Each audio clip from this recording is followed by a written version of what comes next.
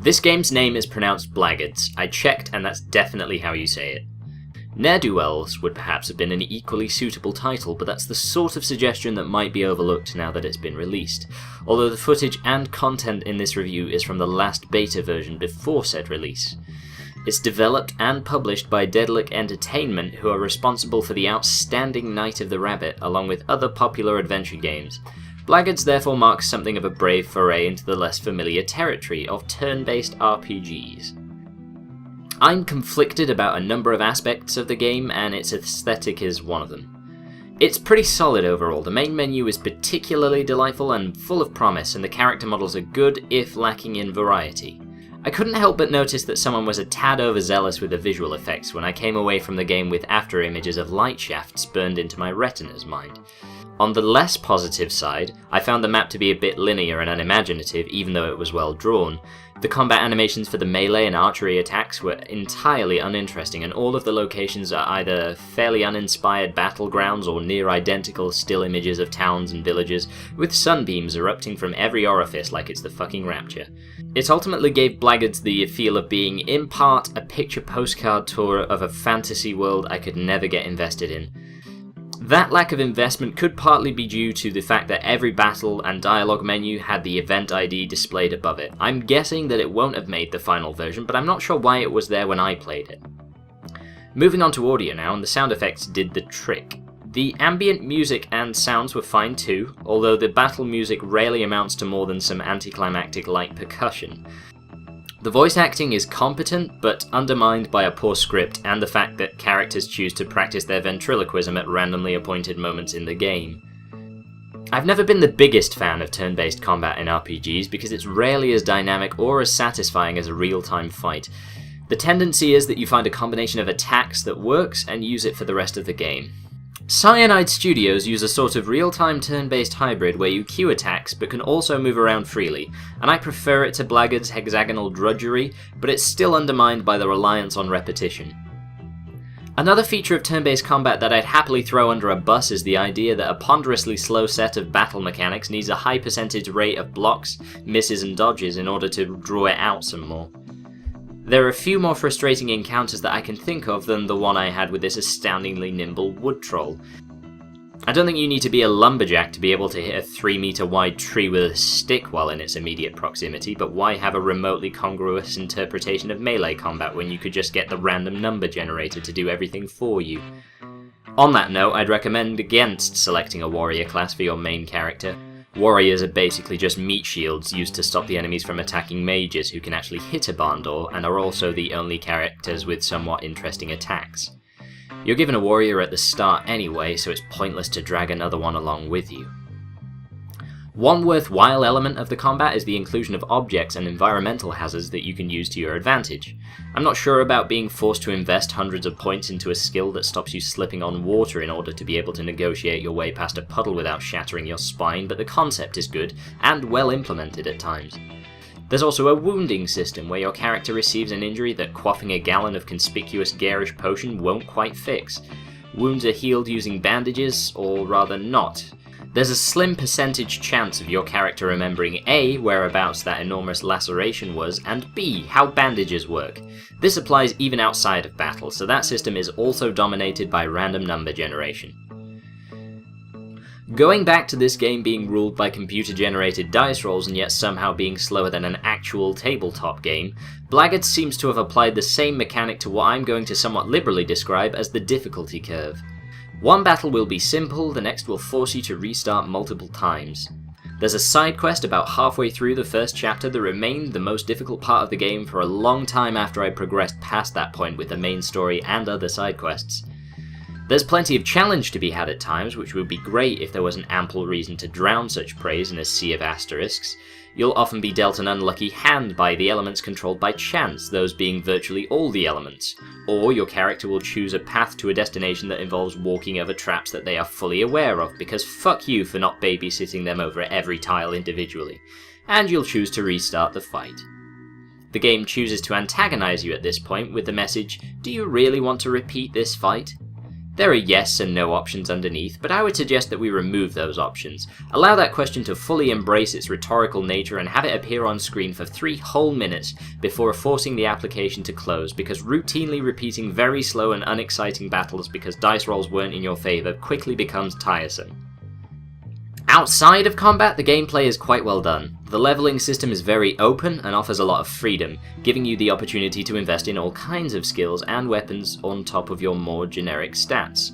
It's not perfect, and it's a lot more interesting for mage characters than it is for the other classes, but I still support the developers in this case for trying something more original and doing a solid job with it. The inventory and money management works really well for the most part. A common issue with RPGs, and in particular those made by Bethesda, is that you can complete a few side quests, wander about, and immediately become preposterously wealthy, allowing you to buy the best equipment at a very early stage in the game. Blackguards manages to make you think about your investments and plan ahead to the same degree that the original Bioshock did.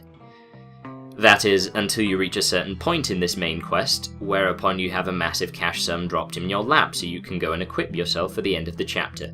But again, this doesn't detract significantly from what was generally a well-managed system. The quick save feature didn't go unappreciated either, seeing as the difficulty of upcoming encounters could vary wildly. One of the elements that Blackguards most proudly mentions on its Steam store page is that the characters you control tend to be fugitives and rogues rather than the usual self-righteous paragon, hence the name Blackguards. I agree with the premise. Moral ambiguity in RPG characters is not only far more interesting but also more accurate. It's the sort of approach that made me love the Song of Ice and Fire books. The problem here is that the protagonist comes across as your typical Bethesda brand virtuous soul who suffers a brief episode of false imprisonment, and most of the other characters come across as irritating wankers. In spite of its claims and perhaps reasonable intent of subverting the more obnoxious fantasy tropes, the story in Blackguards was painfully conventional until I got about 12 hours in, by which time I'd lost investment in the plight of the characters. But let's take this from the beginning. You choose your main character from a selection of white male or white female, both of which come with a selection of wigs that vary in plausibility. Said character is then thrown into the uncomfortable yet rather predictable scenario of being found standing over the lifeless body of some princess or other that your alchemist friend happened to be fond of. You are then thrown into prison and briefly tortured by the man you believe to be your friend before your opportunity to escape arises. At this point, the game gratifyingly deviates from the exact plot of Dishonored, albeit by introducing a smarmy, irksome wizard and a generic comic relief dwarf, doubtless harbouring a heart of gold and a wealth of respect for his companions beneath his cliched grumpy facade. Following your escape, you become fugitives who are warmly received within every village you stop by on the way to find the alchemist, seemingly the only character that might know where the plot is eventually going. There is, I should mention, a bailiff chasing you, so it's not completely safe. As an aside, that bailiff bears a striking resemblance to Valar Hill, the antagonist from the Game of Thrones RPG, but never mind that for now. As you flee south, you face encounters with mindless goblins, foreigners, all of whom appear to be cast as slaving, murdering criminals, and token female characters who almost invariably need rescuing.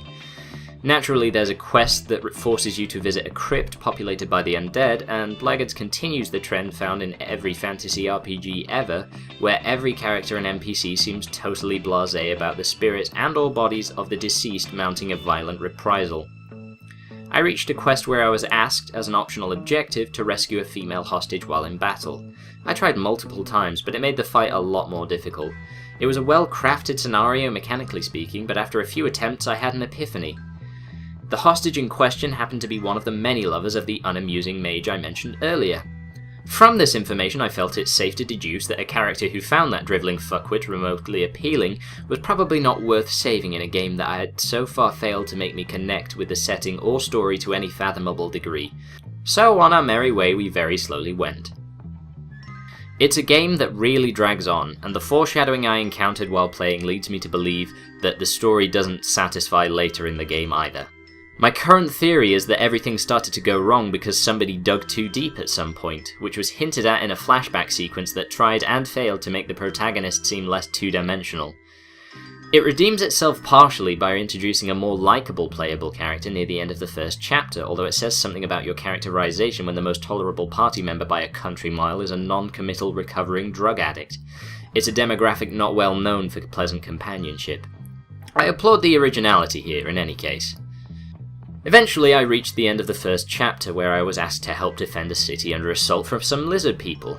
I felt genuinely encouraged. All of a sudden there was a sense of urgency and magnitude. Unfortunately, what could have been a dramatic moment catastrophically failed to impress, because instead of battling to fend off the hordes of lizard people, I was asked to escort the defenseless villagers inside the keep. There had been prior warning that the city was to come under attack in the previous mission, and these feckless scrubs decided to just fuck around at their farms and by the docks until some poor sod was tasked with herding them away from their imminent doom. Chapter 1 ended after I killed enough lizard people, and 9 hours of gameplay had fallen completely flat, or would have done had it not been so flat to begin with. Chapter 2 featured a gladiatorial arena, which livened the gameplay up but didn't do much for the story. I got to what I think was the end boss in that one, the Louse Queen, and suddenly in a scripted event, a party member gets killed. 12 hours in, and I finally witnessed something that makes the story in the game seem to have meaning. It was another risk, and like nearly all of the other risks, it turned out to be one of the game's few redeeming qualities. Unfortunately, Blackguards crashed towards the end of that boss fight, and so I finally gave up on it. To get to that boss, there were 2 other very slow fights I had to complete before it, with no opportunity to save the game in between. The combat had never really managed to be enjoyable, and I believed that I'd seen enough, so I uninstalled it. This also serves to explain why I haven't played the game since it left the beta phase. I didn't have the time, patience, or hard drive space to pick up the game again. Blackguards is a 22GB install, an estimated 20GB of which I presume to consist of shaders and other visual effects. That size exceeds Skyrim, Total War Rome 2, and Assassin's Creed 3 among other titles, and you have to ask where that comes from. The world isn't open or large, the visuals are good but not to the scale or detail of those other games, and it has a shorter lifespan than all of the above. It seals my verdict of the game as a dull, bloated mess of an RPG. It makes the occasional attempt to break from the pack to try something interesting and unique, and those elements are the ones that work best, but even the absurd amount of sunbeams employed in Blackguards can't hide the boring gameplay, the slow pace, the poor characterization, the hollow fantasy world, or the lumbering trope-riddled story. In 22GB, this game could not live up to what Knights of Pen and Paper managed to achieve with 105MB, and less than 1/3 of the price tag, so if you're looking for a decent turn-based RPG, I'd much sooner direct you that way.